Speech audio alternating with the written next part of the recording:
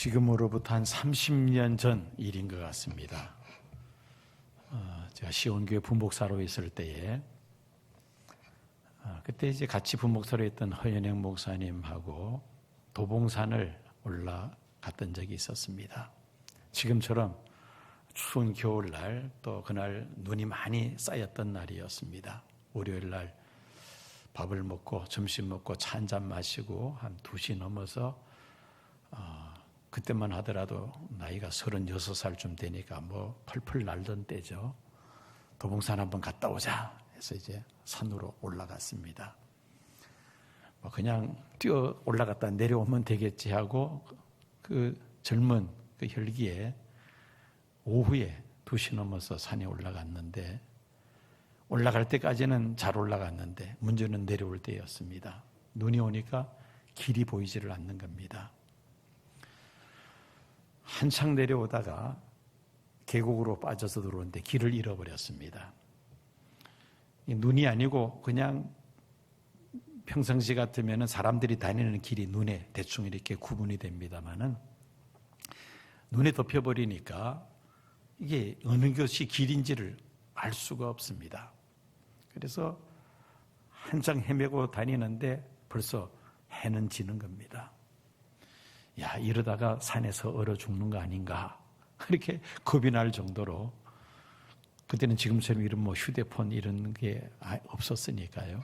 산속에서 헤매다가 그때 이제 머릿속에 번쩍 군대에서 훈련할 때 늘 들었고 또 제가 했던 이야기인데 뭐냐면은 산길을 가다 길을 잃어버리면은 산 능선으로 올라가서 능선을 따라 내려가라. 그게 이제 이 군인들이 산에서 훈련할 때에 늘 그걸 이제 이야기를 합니다. 그 이야기가 버떡 생각이 나서 다시 올라갔습니다. 능선으로 타고 올라가서 능선 따라서 이제 이렇게 오는데 그날 참 얼어 죽지 않았던 게 다행이었던 것 같아요. 지금 이렇게 설교하는 것이 그때 만약에 계속 헤매다가 계곡에서 길을 잃어버렸으면 아마 살아남지 못했을 것 같은데 어쨌든 그 능선으로 올라가서 능선을 타고 이렇게 내려와서 그날 겨우겨우 이제 하산을 했던 그런 기억이 납니다. 제가 왜 이야기를 하느냐면은 우리 신앙생활도 마찬가지죠. 힘이 들고 어렵다 해서 한치 바람만 쳐다보고 가다 보면은 구덩이에 빠질 수가 있고 또 완전히 길을 잃어버릴 수가 있습니다. 신앙생활 하다가 답답한 일을 만나든지 또 아니면은 어느 길로 가야 할지 갈 바를 알지 못할 때 그때는 위를 쳐다봐야 된다는 겁니다. 머리를 들어 하늘의 보좌를 바라보아야 합니다. 주 90년에서 96년까지 로마의 도미티안 황제에 의해서 기독교인들이 아주 극심한 그런 대대적인 박해를 받습니다.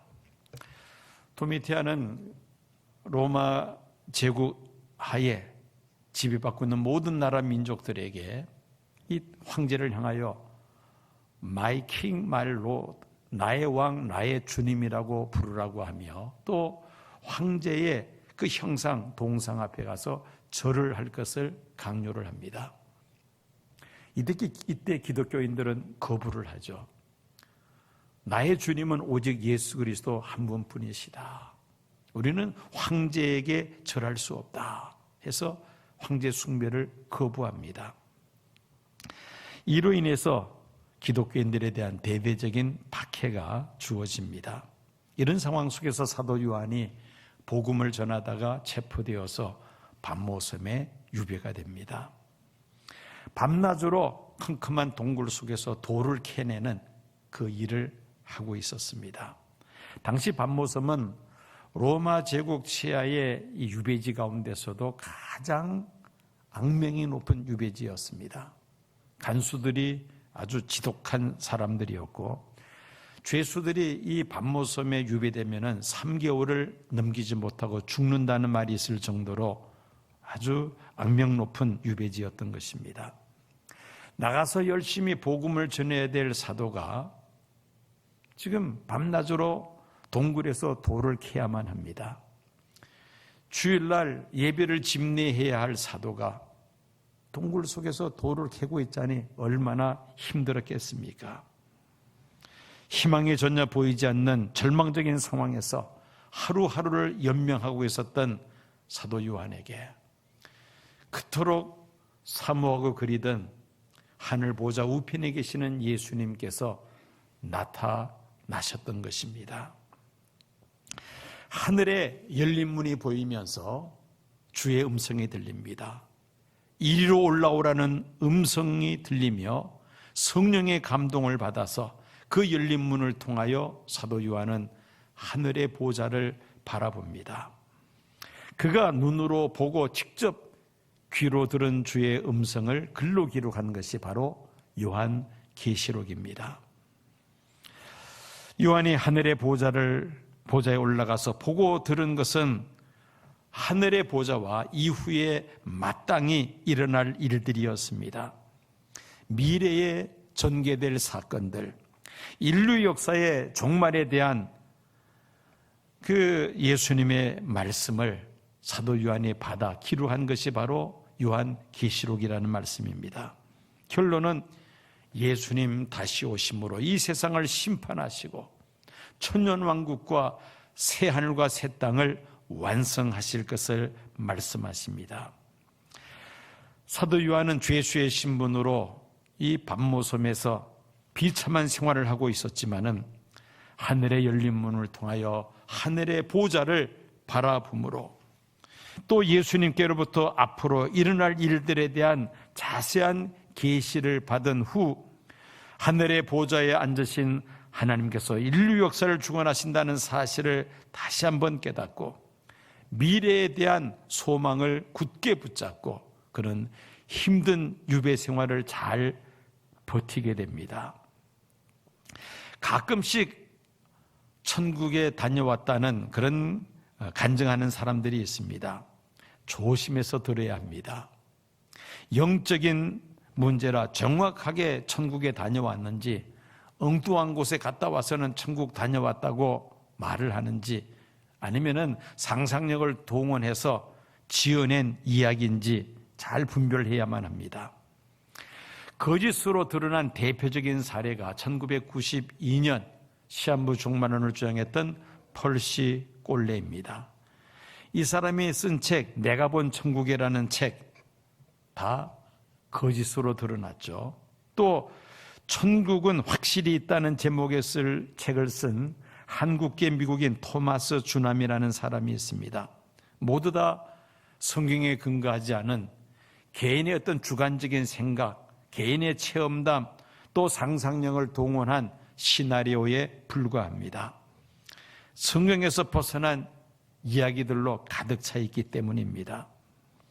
펄시 꼴레의 경우는 한국에서 간증 집회 당시 요청이 쇄도하자 한국인 비서를 둘 정도였다고 합니다. 그런데 그 비서의 말에 의하면은 이 펄시 꼴레는 목회하는 교회도 없었고 또 매주일 정기적으로 출석하는 교회도 없었다고 합니다.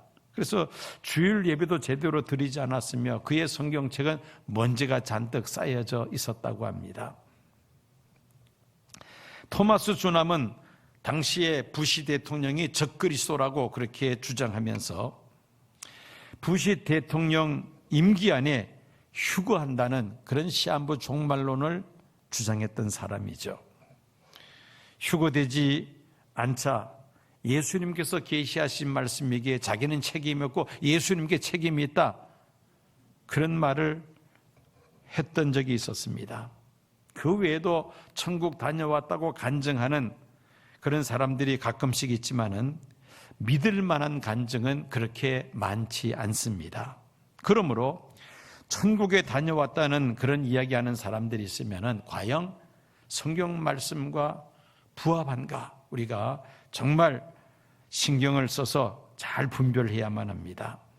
신비로운 영적 체험을 이야기한다 해서 무조건 다 받아들였다가는 우리가 낭패를 볼 수가 있습니다.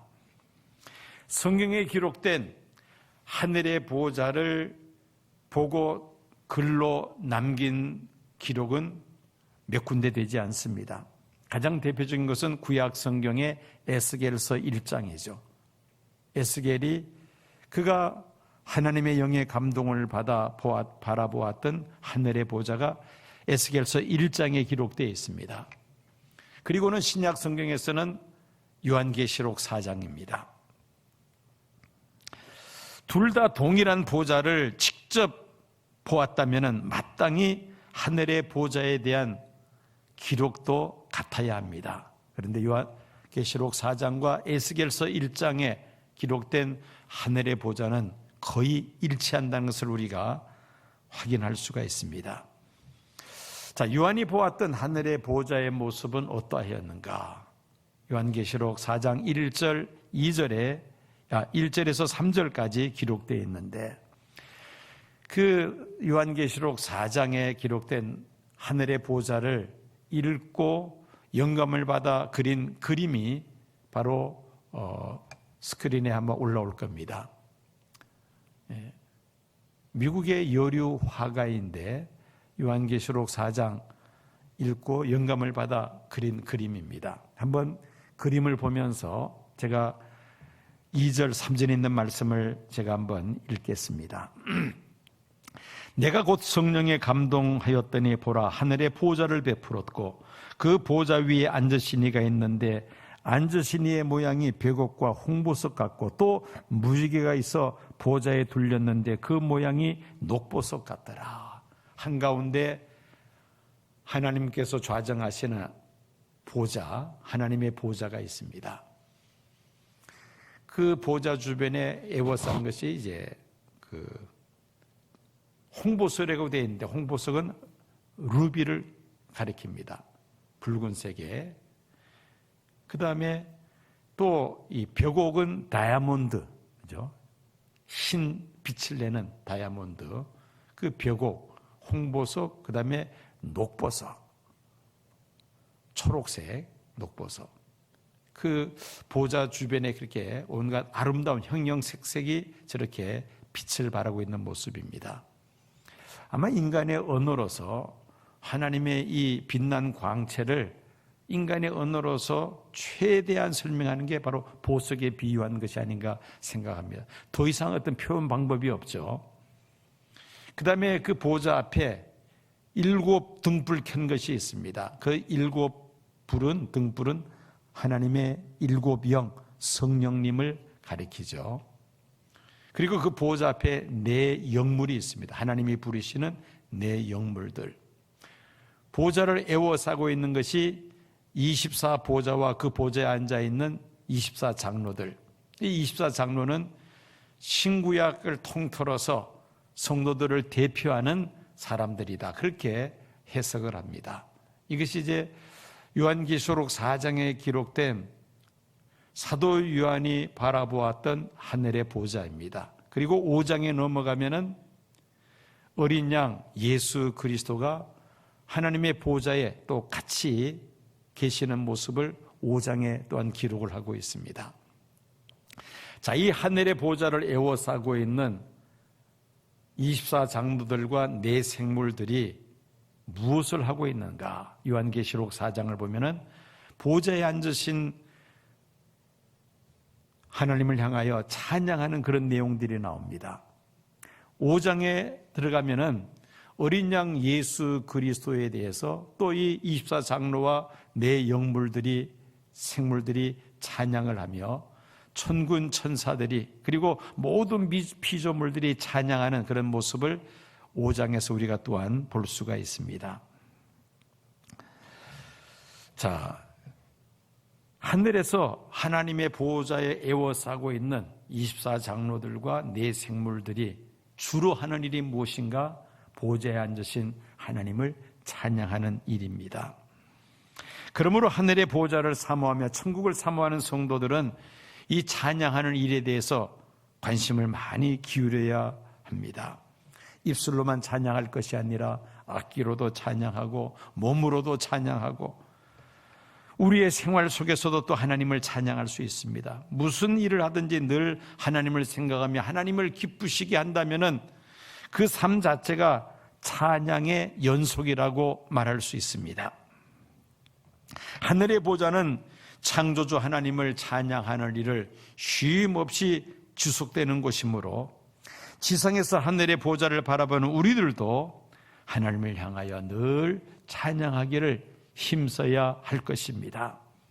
자, 어떻게 하면 우리도 사도 요한처럼 하늘의 보좌를 바라볼 수 있겠는가? 오늘 말씀을 통해서 우리가 세 가지를 생각해 볼 수가 있습니다. 사도 요한이 하늘의 보좌를 볼 수 있었던 것은 하늘의 열린 문을 통하여 이리로 올라오라는 예수님의 음성과 성령의 감동이 있었기 때문입니다. 1절 말씀 다시 봅니다. 2일 후에 내가 보니 하늘에 열린 문이 있는데 내가 들은 바 처음에 내게 말하던 나팔 소리 같은 그 음성이 이르되 이리로 올라오라. 이후에 마땅히 일어날 일들을 내가 네게 보이리라 하시더라. 2절 내가 곧 성령에 감동되었더니 보라 하늘에 보좌를 베풀었고 그 보좌 위에 앉으신 이가 있는데, 하늘의 보좌를 바라보고자 하는 성도들은 첫째로는 예수님의 십자가 보혈로 죄 씻음을 받은 성도이어야만 합니다. 죄 사함 받지 못한 사람들은 감히 거룩하신 하나님을 우리가 눈을 들어 바라볼 수가 없습니다. 또한 모든 세상 욕심을 내려놓아야만 합니다. 세상만 바라보고 사는 사람들, 세상에서의 부귀 영화와 그리고 세상에서의 온갖 욕심에 사로잡혀 있는 사람들에게는 하늘의 보좌가 활짝 펼쳐진다 할지라도 하늘의 보좌를 쳐다볼 마음의 여유조차도 없을 것입니다. 그래서 세상을 향한 모든 욕심을 내려놓아야만 합니다. 레오나르도 다빈치가 최후의 만찬이라는 그 유명한 성화를 완성을 하고는 가까이 지내는 화가들을 초청해서 그 그림을 먼저 보여주었습니다. 초대된 화가들이 다빈치 그림을 아주 자세하게 살펴보고는 그 중에 한 사람이 감탄하면서 이렇게 말합니다. 저 예수님 손에 쥐어져 있는 잔이 너무 아름다워. 그 말을 듣는 순간 다빈치가 붓을 들고는 예수님 손에 쥐어져 있는 그 잔을 지워버렸다는 그런 일화가 있습니다. 그러면서 다빈치가 하는 말이, 나는 예수님의 얼굴에서 눈길을 돌리게 하는 것이 있다면 이 그림 속에 있기를 원치 않습니다 라고 말을 했다는 것입니다. 우리가 신앙생활하면서 예수님께로 시선을 향하는 것을 가로막는 방해하는 것들이 있다면 과감하게 제거해야만 합니다. 예수님께서 산에 오르셔서 제자들에게 말씀하십니다. 심령이 가난한 자는 복이 있나니 천국이 그들의 것이며 마음이 청결한 자가 복이 있나니 그들이 하나님을 볼 것이라고 말씀하십니다. 마음이 청결한 자가 하나님 볼 수 있고 천국은 심령이 가난한 사람의 것이라고 예수님께서 말씀하십니다. 세상을 향한 온갖 욕망에 사로잡혀 있는 사람들은 천국을 소유할 수가 없으며 하나님 나라를 볼 수도 없다는 예수님의 말씀입니다. 그러므로 예수님을 구주로 영접하며 세상을 향한 모든 욕심을 내려놓고 하늘의 보좌를 바라볼 때에 비로소 우리 앞에 하늘 문이 열려질 줄로 믿습니다. 세 번째로 성령의 감동을 받을 때에 우리가 하늘의 보좌를 바라볼 수 있습니다. 영적인 세계는 복잡합니다. 유대인들은 3층 천의 우주관을 가지고 있습니다. 1층 천은 우리 눈에 보이는 이 하늘, 2층 천은 영적인 세계, 그리고 3층 천은 하나님께서 계시는 하늘의 보좌, 이렇게 3층 천으로 구분을 합니다. 사도 바울은 자신의 셋째 안을 3층 천에 이끌려가서 하나님께로부터 환상과 계시를 받은 신비로운 체험담을 고린도후서 12장에서 잠깐 언급합니다. 1절 2절 제가 읽겠습니다. 무익 하나만 내가 부득불 자랑하노니 주의 환상과 계시를 말하리라. 내가 그리스도 안에 있는 한 사람을 아노니 그는 14년 전에 셋째 하늘에 이끌려간 자라. 그가 몸 안에 있었는지 문 밖에 있었는지 나는 모르거니와 하나님은 아시느니라. 4절로 뛰어넘어가면 그가 낙원으로 이끌려가서 말로 표현할 수 없는 말을 들었으니 사람이 가히 이르지 못할 말이로다. 여기서 사도 바울은 자기 자신이 삼층천에 다녀왔다는 그러한 간증을 합니다. 하나님의 보좌가 있는 그 삼층천에까지 이끌려가서 하나님께로부터 가히 말로 표현할 수 없는 신비로운 그러한 영적 체험을 했다는 말입니다. 그런데 우리가 육안에 보이는 이 1층 천과 그리고 하나님의 보좌가 계시는 3층 천 사이에 2층 천이 존재합니다. 이것은 영적인 세계이죠. 매우 복잡한 영적 세계입니다. 성령의 감동이 아니라 요가나 또 명상 또 좌선을 통해서 이 영적인 세계에 접촉하려고 하는 그런 종교적 행위들이 있습니다. 사실 명상, 요가, 좌선의 궁극적인 목적이 바로 이 영적인 세계에 돌입하는 겁니다. 심지어 마리화나 같이 환각제를 통해서 이 영적 세계를 접촉하려고 하는 그런 시도도 있습니다. 성령의 감동을 받지 않고 다른 방법으로 영적 세계에 접속이 된다면 그것은 2층 천입니다. 3층 천이 아니라는 것이죠. 3층 천은 성령의 감동을 받은 사람들만이 들어갈 수 있는 곳입니다. 사탄은 때로는 광명한 천사로 가정하기에 영적 분별력이 없으면 광명한 천사로 가장한 마귀를 만나고 마치 천사를 만난 양 또 하나님을 만난 양 착각하는 경우도 있습니다.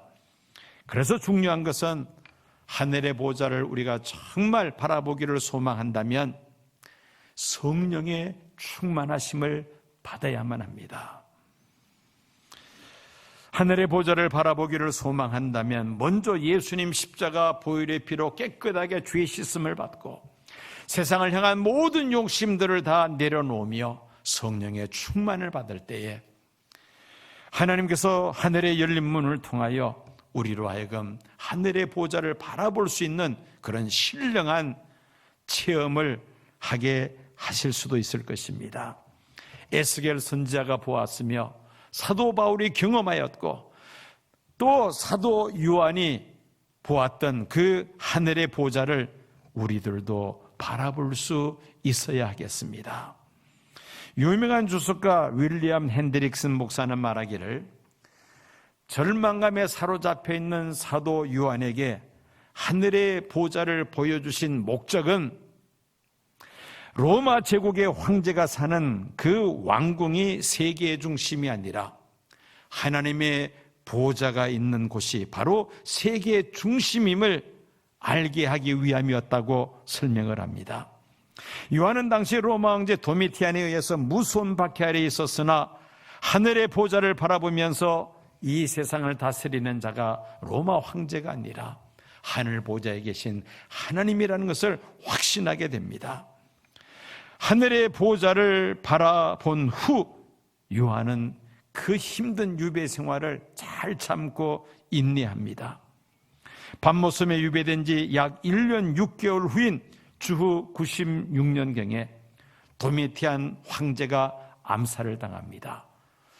그러면서 옥에 갇혀있던 사도 요한은 석방이 됩니다. 에베소로 돌아와서 복음을 전하다가 110세를 일기로 장수하다가 세상을 떠난 것으로 전해지고 있습니다. 만약에 사도 요한이 동굴에서 하늘의 보좌를 바라보지 못했더라면 아마 그 노년의 밤모섬에서의 유배 생활을 감당하지를 못하고 세상을 떠날 수도 있었을 것입니다. 천지 만물을 창조하셨으며 세상 나라를 다스리시는 하나님께서 계시는 영광스러운 하나님의 보좌를 바라보는 성도들은 하나님 나라를 향한 소망을 굳게 붙잡고 온갖 세상 유혹들을 물리치며 어떤 핍박과 환난 속에서도 끝까지 믿음을 지키는 하나님의 사람들 될 줄로 믿습니다. 코로나19가 장기화되면서 피로도가 높아지고 있습니다. 코로나 블루라 해서 코로나 우울증이 확산이 되고 있습니다. 최소한 금년 1년은 우리가 잘 버텨야만 합니다. 그런데 걱정들이 많습니다. 자영업자들이나 중소기업가들 폐업이 지금 속출하고 있습니다. 금년 1년을 어떻게 버틸 것인가가 지금 큰 숙제입니다. 교회도 마찬가지죠. 교회들마다 지금 많은 어려움들이 있습니다. 그런데 이런 어려움은 우리나라만 겪는 것이 아니라 전 세계가 다 지금 이 코로나19로 인해서 어려움 속에 있습니다. 이스라엘 백성들이 자주 사용하는 말이 있습니다. 앞이 막혔느냐? 뒤를 돌아보라. 뒤도 막혔느냐? 옆을 쳐다봐라. 옆도 막혔느냐? 그러면 위를 바라보라. 여러분, 위를 바라본다는 것은 무슨 말입니까? 하나님을 바라보라는 말이죠. 그래서 성도들에게는 절망은 없습니다. 왜? 위를 바라볼 수 있는 특권이 성도들에게 주어져 있기 때문이죠. 하나님은 하늘의 보좌를 바라보기를 힘쓰는 자기 백성들을 결코 버리지 않습니다. 포기하지 않으십니다. 구원의 손길을 펼치시고 마침내 성도들을 위하여 예비하신 하나님 나라로 넉넉히 인도하실 줄로 믿습니다.